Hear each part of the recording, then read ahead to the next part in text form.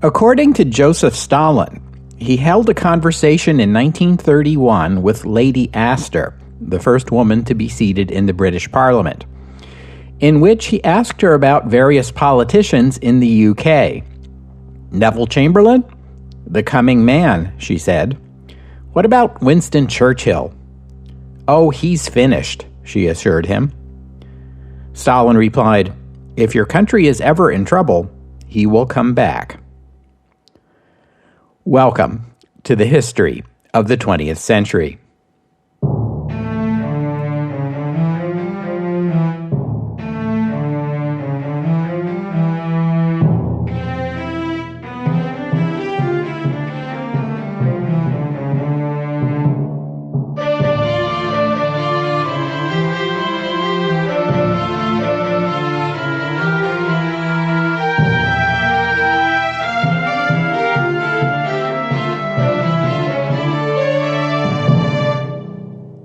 Episode 319, Winston is Back. I invite you to think back for a moment to November of 1938. Neville Chamberlain's diplomacy had led to the Munich Agreement, which was at first hailed as a breakthrough for peace. Then came Kristallnacht, and suddenly making peace with Adolf Hitler didn't seem like such a good idea after all. In the House of Commons, Winston Churchill was pressing for his fellow conservative backbenchers to break with the Chamberlain government and support an amendment offered by the Liberal Party, which would have created a Ministry of Supply, rather like the Ministry of Munitions that had helped organize the British war effort in 1915, a move aimed at better preparing Britain for war. In Churchill's view, the Munich Agreement had bought Britain time to rearm, albeit time purchased at hideous cost, as he put it. Neville Chamberlain responded by questioning Churchill's judgment. Churchill told his fellow backbenchers that this was not a party question, it was an issue affecting the safety of the nation. He was able to persuade exactly 2 Tory MPs besides himself to defect. One of them was Harold Macmillan. The amendment failed. In the weeks that followed, Churchill celebrated his 64th birthday, completed the first volume of his History of the English-Speaking Peoples, and gave a speech in the Commons criticizing the state of anti-aircraft defenses in London. On December 9th, 1938, still bristling from his defeat in the House, he gave a speech in his constituency, Epping, in the English county of Essex. In that speech, he said, "The Prime Minister said in the House of Commons the other day that where I failed, for all my brilliant gifts, was in the faculty of judging. I will gladly submit my judgment about foreign affairs and national defense during the last 5 years in comparison with his own." In February, the Prime Minister said that tension in Europe had greatly relaxed. A few weeks later, Nazi Germany seized Austria. I predicted that he would repeat this statement as soon as the shock of the rape of Austria had passed away. He did so in the very same words at the end of July. By the middle of August, Germany was mobilizing for these bogus maneuvers, which, bringing us all to the verge of a world war, ended in the complete destruction and absorption of the Republic of Czechoslovakia. At the Lord Mayor's banquet in November at the Guildhall, he told us that Europe was settling down to a more peaceful state. The words were hardly out of his mouth before the Nazi atrocities on the Jewish population resounded throughout the civilized world. His words struck a chord. In the next 2 weeks, Churchill received 15 speaking invitations. His own constituency party was less enthusiastic. Party leaders began to muse publicly about the possibility of putting up a candidate more in tune with the thinking of the government at the next general election. But this idea did not go very far. Churchill was popular in his constituency. The year changed over to 1939. Prime Minister Chamberlain was still resisting calls for increases in military spending. He was also resisting increasing calls to bring Churchill into the government. He continued to believe that the Munich Agreement was leading Europe in the direction of peace, and that either British rearmament or inviting Churchill into the cabinet would undermine that progress. In February, Sir Neville Henderson, the British ambassador to Germany, reported to the Foreign Office a conversation he had had with Hermann Göring. Göring had wondered aloud about the possibility that Neville Chamberlain might be replaced as Prime Minister by either Winston Churchill or Anthony Eden. It was a matter of great concern to the German government, he had said, that Chamberlain remain Prime Minister. In March, Germany occupied the rest of Bohemia and Moravia and declared a German protectorate. Churchill remarked, "It seems to me Hitler will not stop short of the Black Sea." An official in the Home Office leaked to Churchill information about the weaknesses of British anti-aircraft defenses. Churchill sent a letter to Chamberlain calling for improvements. Chamberlain wrote back that the matter, quote, "is not so simple as it seems." In April, as you already know, Italy annexed Albania.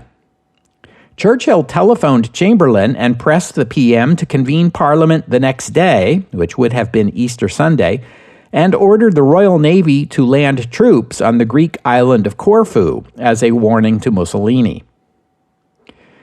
Chamberlain declined to do either, but less than 2 weeks later, he finally agreed to the proposal to create a Ministry of Supply. The name of Winston Churchill was frequently mentioned as the logical person to head this new ministry. Recall that Churchill had served as Minister of Munitions for a time during the Great War, but Chamberlain demurred.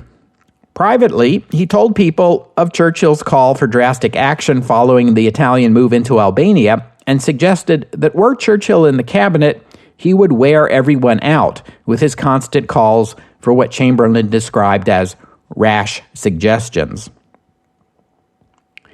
Newspaper editorials criticized the decision to pass over Churchill in favor of a less experienced minister for the new post. One newspaper reported receiving some 2,300 letters in support of inviting Churchill into the cabinet versus 73 opposed.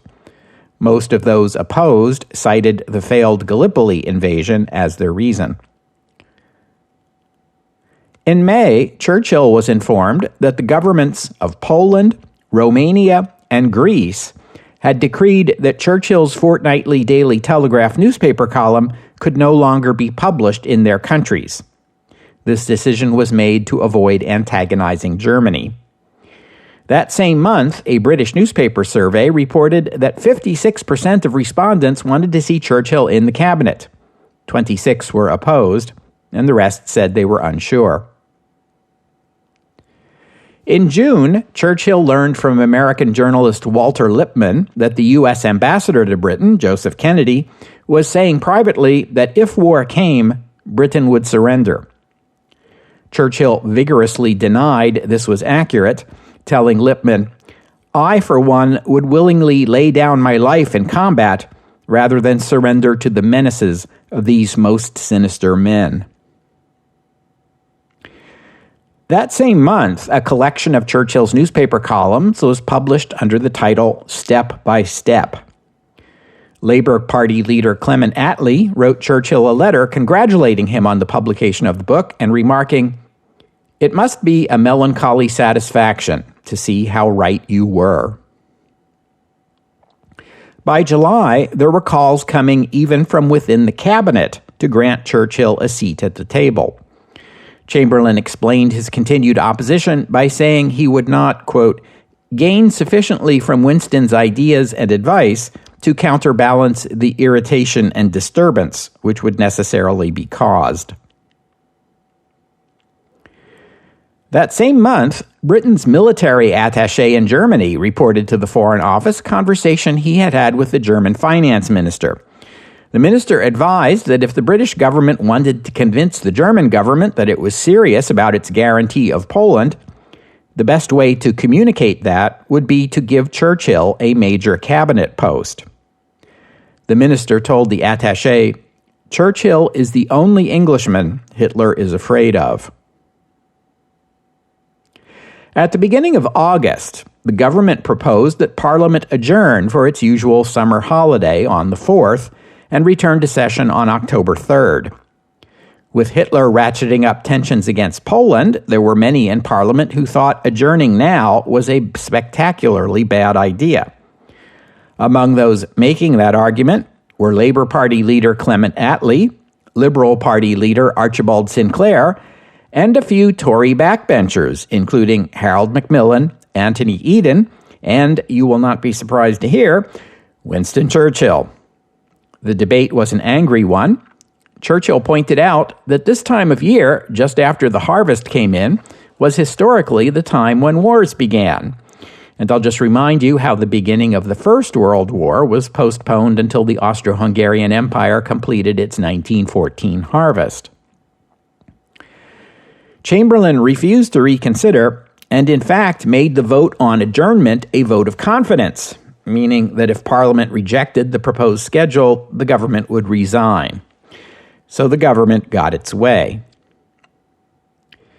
In mid-August, while Churchill was vacationing in France, The Times published a letter signed by 375 British academics strongly urging that Churchill be appointed to a cabinet post. Churchill spent some of his vacation time painting and remarked at one point, "This is the last picture we shall paint in peace for a very long time." Churchill returned from his vacation on the same day that the German-Soviet non-aggression agreement was announced. Neville Chamberlain recalled Parliament, ordered the Royal Navy to war stations, and completed the formal alliance treaty with Poland.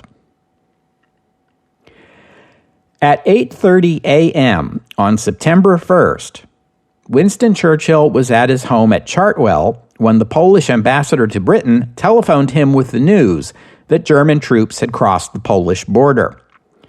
Chamberlain called for the House of Commons to meet at 6 o'clock that evening. Churchill's car took him to London, where he received an invitation from the Prime Minister to come to Downing Street before the session opened. At their meeting, Chamberlain invited Churchill to join his war cabinet as a minister without portfolio. Churchill accepted the offer, and they talked for a while about the possible military responses to the German invasion. But when Chamberlain spoke to the House that evening, he did not mention Winston Churchill. He told the House that the government had sent a diplomatic note to Berlin seeking satisfactory assurances that the German government was prepared to withdraw from Poland. That'll show him.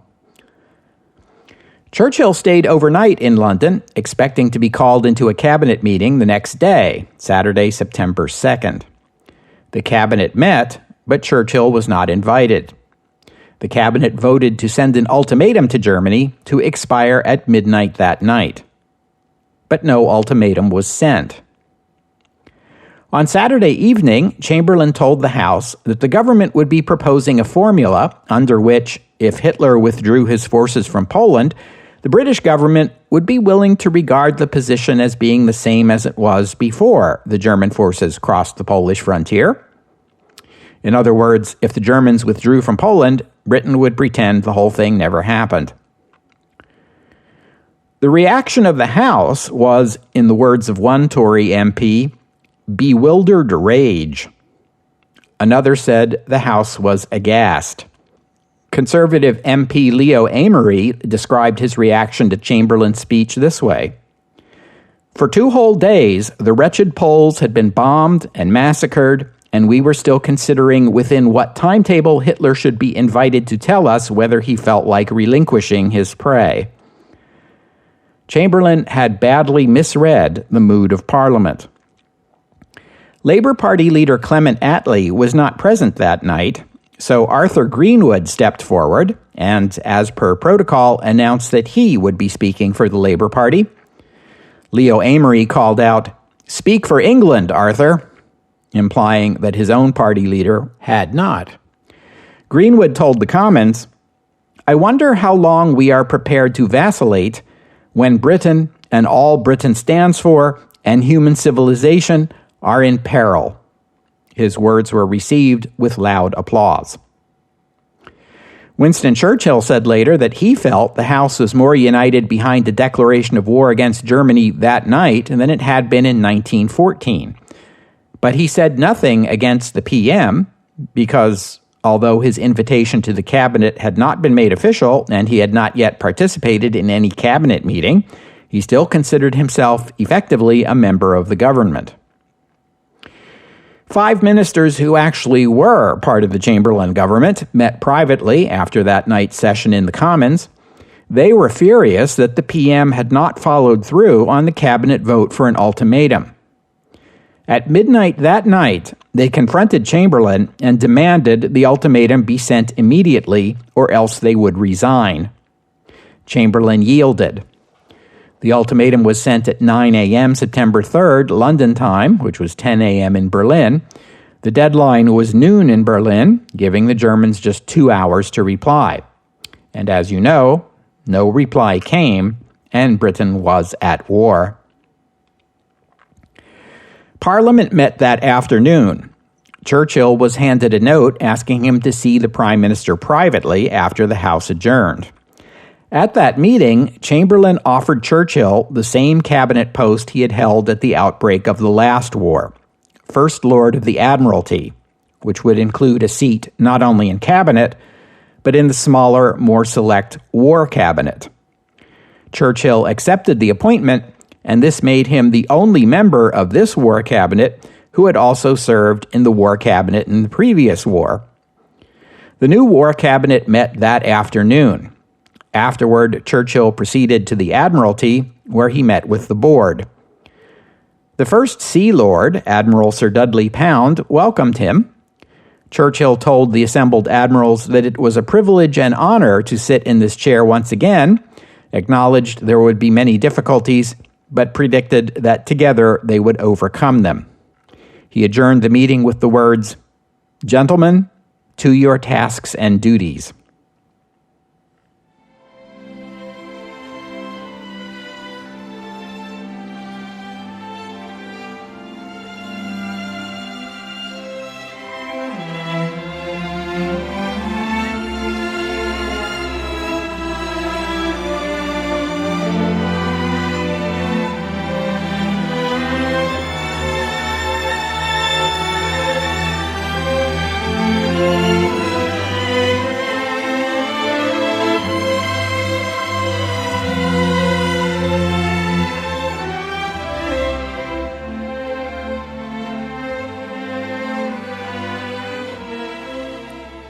Winston Churchill later claimed, although this claim is undocumented, that the Admiralty announced Churchill's appointment by sending out a signal that read simply, "Winston is back."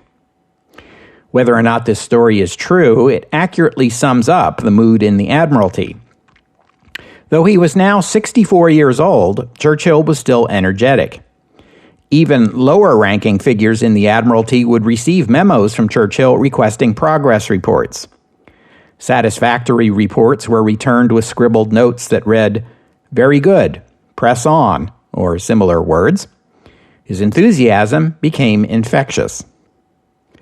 You may recall from episode 109 that I mentioned the first time around in this job, Churchill displayed a tendency toward what we today might call micromanagement, sending radio signals to Royal Navy ships all over the world with detailed instructions. Never mind that ship captains were more accustomed to broad discretion in the execution of their duties while at sea. Churchill's first big idea on how to prosecute the war was the same one he laid out in 1914, send the Royal Navy into the Baltic to disrupt German shipping, especially those iron ore shipments from Sweden we've already talked about, and to bombard the German Baltic coast. In 1914, this idea had been dismissed as too risky. This time around, the German Navy was smaller and weaker than it had been during the last war and would be less able to oppose such a move. German U-boats and surface raiders were attacking British shipping in the Atlantic. A British move into the Baltic might force the Germans to call their naval forces home. On the other hand, the Germans now had bombers that could attack ships from the air. This was not a factor in 1914, but it was very much one now. A Royal Navy fleet concentrated just off the shore would surely draw every bomber the Germans could put into the air. And they could put a lot of bombers into the air. Just ask the folks in Warsaw. Churchill put this idea to the Admiralty on September 12th with instructions to have it ready to go by next spring. But the admirals were able to talk him out of it, and it was never attempted. On September 14th, Churchill proposed to the cabinet that the Royal Air Force begin bombing Germany's synthetic oil plants as a way to cripple the German war effort. The Secretary of State for Air told the cabinet that the RAF was too small to undertake such an operation and would not be in a position to go toe-to-toe with the Luftwaffe before next year. The next day, September 15th, Churchill traveled to Scapa Flow to survey what had been the Royal Navy's most important base in the previous war. He learned that the state of its defenses was appalling, and that there weren't enough destroyers to properly escort the fleet and protect it from German U-boats. Again, he was told it would be spring of 1940 before everything was Bristol fashion. The German U-boat fleet was put out to sea to raid Allied shipping, as in the previous war. But in those early days, Germany didn't have many U-boats. A bigger problem was mines. Naval mines were nothing new, but previously they had to be laid by ships. By 1939, mine laying by air was commonplace, and from the beginning of the war, the British were losing merchant ships to them. Merchant ships could cross the Atlantic undisturbed, only to hit a mine in what was supposed to be a safe harbor in the British Isles. This was quite contrary to the experience of the last war. Even worse, the Germans had developed a new way to trigger mines. Previously, mines were triggered by contact with a ship's hull. When the war began, the British quickly discovered the Germans were laying a new type of mine that exploded when a ship came near, before contact. Because they exploded some distance away, these new mines seldom sank a ship, but they could do enough damage to force the ship to go to the docks for some expensive and time-consuming repairs. Churchill put a high priority on the Navy capturing one of these mines intact so it could be dismantled and studied. They got their chance in November when a German mine became beached on a mudflat during low tide on the east coast of England near the town of Shoeburyness at the mouth of the Thames estuary. It must have taken some courage to approach the thing, but technicians did. The British believed the mines used magnetic detection to sense the approach of a ship, so the technicians removed every trace of iron and steel from their clothing and worked on the thing with brass tools. They were successful in disarming it, and it was dismantled and studied. The new type of mine was indeed triggered by magnetic sensors, and studying it gave the Royal Navy guidance on how to defeat this new type of mine. As for the U-boats, the lesson of the past war was that convoys were the best way to defend against them. That is, civilian ships would travel the seas in groups of 30 to 100, escorted by Royal Navy destroyers specially armed to combat submarines, with depth charges and with ASDIC, which was an early form of sonar developed by the Royal Navy to detect submarines underwater. But Churchill and his admirals opposed setting up a convoy system. The admirals didn't like it because it would use up too many destroyers on convoy duties, and the Navy was short on destroyers as it was. Churchill didn't like the idea for the very Churchillian reason that it wasn't aggressive enough. He and the admirals wanted to organize naval forces not for the defense of convoys, but around the Navy's newfangled aircraft carriers, which would then hunt the seas and take the fight to the enemy U-boats. The shortcomings of this idea quickly became apparent. On September 14th, the Royal Navy's newest aircraft carrier, HMS Ark Royal, less than a year old, was hunting a U-boat west of the British Isles when it came under attack itself. Ark Royal was able to turn itself into the coming torpedoes, and they missed. The attacking U-boat was forced to surface by the carrier's destroyer escorts. The crew abandoned the U-boat, U-39, and scuttled it, making U-39 the first German U-boat to be lost in the war. 3 days later, in a similar encounter with a U-boat, the older British carrier HMS Courageous was not so lucky. German submarine U-29 was able to sneak up on the carrier and hit it with a salvo of torpedoes. Courageous sank in 20 minutes, taking with it 519 crew members, including the captain, and making it the first Royal Navy vessel of the war to be lost to enemy action. U-29 was able to evade the carrier's escorts and return to Germany in triumph. These two experiences proved that the idea of sending carriers and escorts to hunt down U-boats was flawed, and the Navy abandoned it. The inadequacies of the defenses at Scapa Flow was demonstrated in spectacular fashion when a German U-boat, U-47, was able to penetrate Scapa Flow. In the early morning darkness of October 14th, U-47 torpedoed and sank the First World War dreadnought HMS Royal Oak while it was at anchor. Of her 900 or so crew, 835 died, including a rear admiral and more than 100 boy sailors aged 15 to 17. As a result of these losses, the Royal Navy discontinued the practice of assigning sailors under 18 to active warships. The British believed at first that Royal Oak had been bombed, only later discovering the remains of German torpedoes. And because of this confusion, U-47 was able to escape undetected and return to Germany, where its crew and its captain, 31-year-old Günther Priem, were hailed as heroes. Priem was awarded the Knight's Cross by Adolf Hitler personally, and in 1940 he published his autobiography.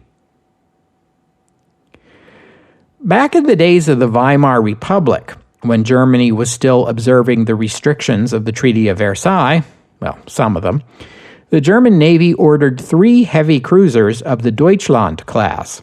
Their names were Deutschland, Admiral Scheer, and Admiral Graf Speer. You see, under the terms of the treaty, Germany was not allowed to build battleships, so it built these 3 ships, which were officially cruisers.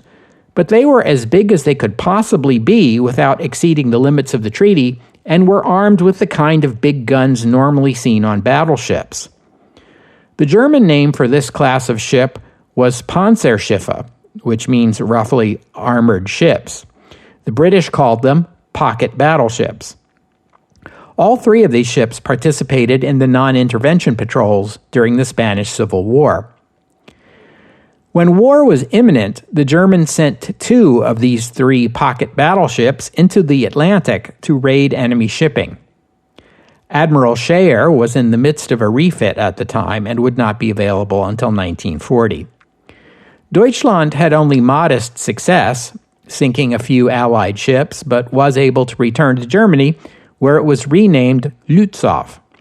Adolf Hitler decided it was a bad idea to name a ship Deutschland, that is, Germany, because if the Allies sank it, that would be a particularly hard blow to morale. And then there was the Graf Speer. Graf Speer had been ordered into the South Atlantic before the war broke out. But even after the war broke out, the German government was wary of ordering the ship to attack British commerce, because in those early weeks of the war there was still hope that the British might rescind their declaration of war and accept the loss of Poland. So the admirals held back from any action that would encourage the British to fight on. But as you know, the British fought on anyway. And on September 26th, the Graf Speer was ordered to begin raiding. Remember that this is how cruisers got their name. They were originally conceived as ships that would travel long distances alone and raid enemy shipping. Graf Speyer had a much more successful campaign than did its sister ship Deutschland. Over the next 2 months, it captured 9 civilian ships in the South Atlantic and during a brief foray into the Indian Ocean. The captain of Graf Speyer operated according to the so-called cruiser rules. That is, Graf Speyer would fire warning shots to get the merchant ships to stop, then would board the captured ship and remove the crew, who would be put into lifeboats if they were likely to be rescued, otherwise they would be taken prisoner. Once the ship was evacuated, it would be sunk. Graf Speyer was successful enough that its captain and crew struggled to find places to put all their prisoners. Many were transferred to the Altmark, a German supply ship that was accompanying Graf Speyer. I will have more to say about Altmark in a future episode. The Allies were keen to hunt down and sink or capture Graf Speyer and devoted a couple of dozen British and French warships to the task, including Ark Royal and 6 other British and French carriers and battleships and 16 Allied cruisers. At dawn on December 13, 1939, Graf Speyer was off the coast of South America when it spotted one of the Allied naval groups that were hunting for it.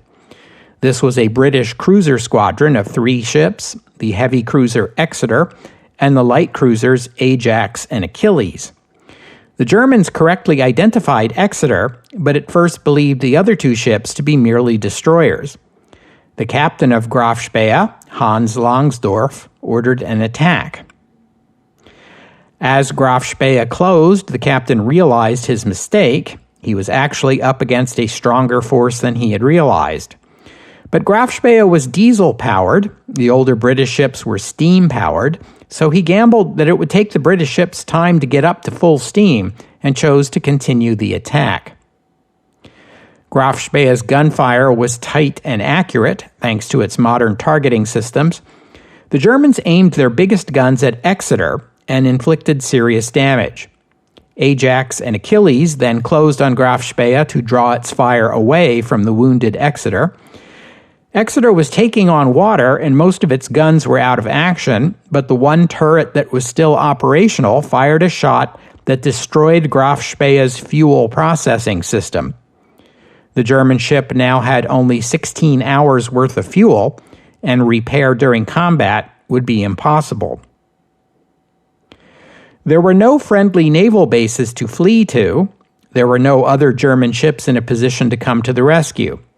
Graf Speyer had only one option left, to make for the neutral port of Montevideo in Uruguay. The British ships pursued, even the crippled Exeter. A shot from Graf Speyer put Exeter's last turret out of action. The ship was now a sitting duck. A few minutes later, Ajax took a serious hit. At this point, Graf Speyer might have been able to finish off all 3 of the British ships, but its captain didn't realize how desperate the British position had become. He knew only that his own ship was seriously damaged and running low on ammunition, so he continued to Montevideo. The wounded British ships stayed on patrol in international waters, waiting for the moment the German ship left port. Under the Hague Conventions, a warship like Graf Speyer was entitled to dock in neutral Uruguay, but it could only stay for 24 hours.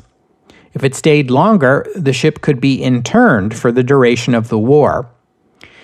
It also seems that the captain made a poor decision in choosing to seek refuge in Uruguay rather than Argentina on the other side of the estuary.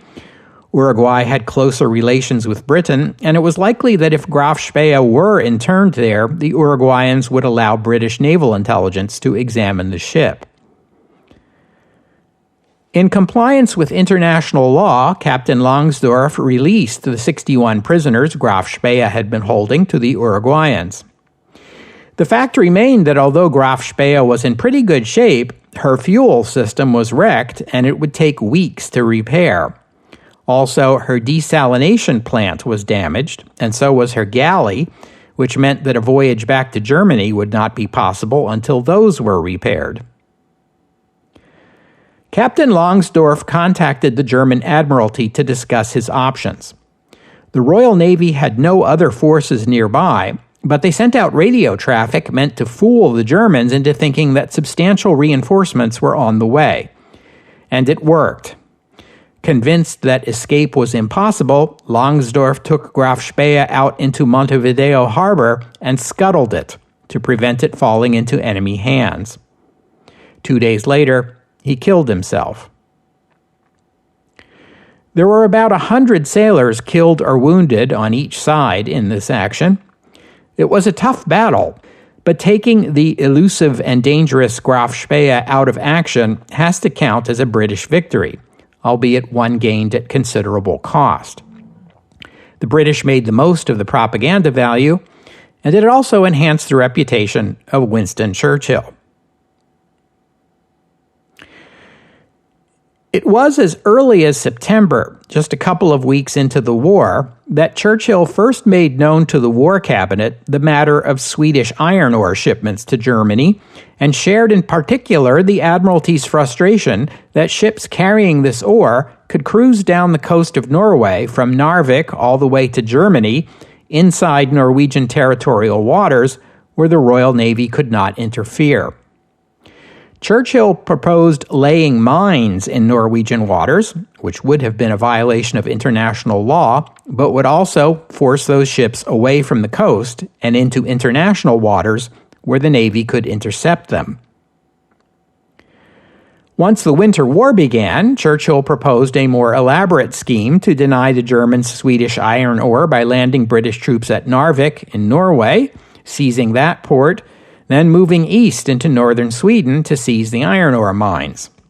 This would be done partly to open a line of communication to Finland, which would receive British aid in its defense against the Soviet Union. But although Churchill was sympathetic to the Finns, he did not want to see Britain itself involved in that war. In his judgment, the worst-case outcome of the Winter War would be Soviet naval bases on Finnish soil, but hey, those bases would be part of a Soviet defense against Germany. They would in no way be a threat to Britain. In other words, aiding Finland was all well and good, but denying Germany the iron ore was more important. This move represented perhaps the shortest route to an Allied victory in the war against Germany, Churchill told the War Cabinet in December, as he was requesting approval to put the plan into action. Now that it was winter and Sweden's Baltic port was closed, 18 trains were running each day to Narvik, carrying loads of ore destined for Germany. Churchill wanted at least to land troops at Narvik and seize the port by the first week of January 1940, but even the British military wouldn't go along with that. They favored waiting until March, when spring weather would allow a larger operation. But the delay would allow the iron ore to flow for 2 more months. The War Cabinet would not agree to either plan. Ministers expressed concern over how the violation of the Norwegian or Swedish neutrality might be perceived by other European neutrals or by the United States. No decision was taken except to study the matter further. Then in February came the news that Altmark had been spotted. Remember Altmark, the ship that had supplied Graf Speyer, had escaped the battle with the Royal Navy and was now making its way home to Germany. Transiting the English Channel would have been suicidal, so Altmark had gone the long way, circling around the British Isles to the north, and was now making the final leg of its journey home along the Norwegian coast, through Norwegian waters. Aboard Altmark were nearly 300 British prisoners, civilian merchant sailors who had been captured by Graf Speyer. The tensions between Britain and Norway, and between Germany and Norway, were about to come to a head. But that is a story for a future episode. We'll have to stop here for today. I thank you for listening, and I'd especially like to thank Daniel and Ed for their kind donations, and thank you to Martin for becoming a patron of the podcast.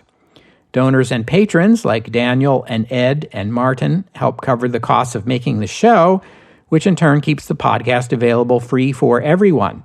So my thanks to them and to all of you who have pitched in and helped out.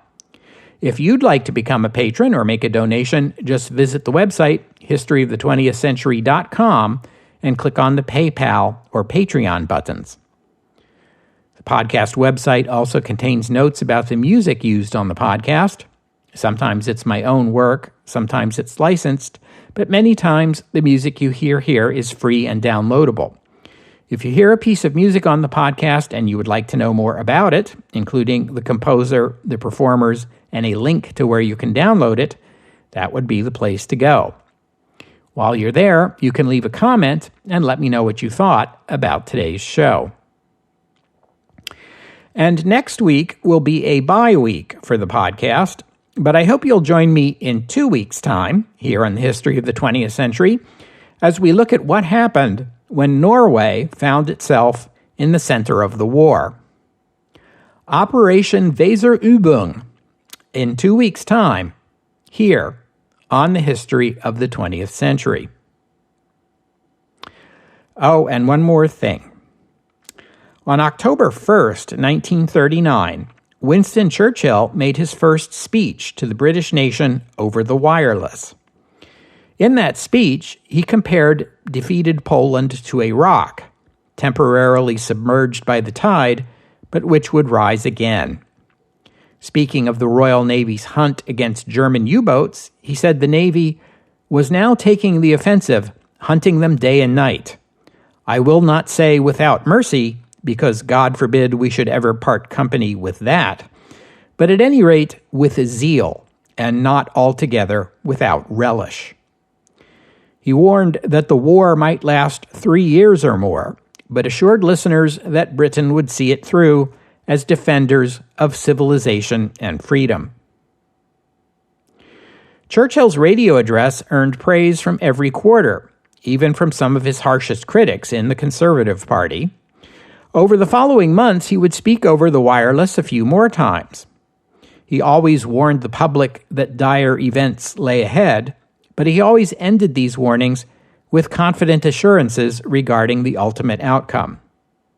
He seemed to have a gift for radio, not unlike Franklin Roosevelt. Neville Chamberlain's own radio speeches suffered in comparison. They came across as dull and defeatist. The PM's own private secretary confided to his diary that Winston Churchill will, I suspect, be Prime Minister before the war is over.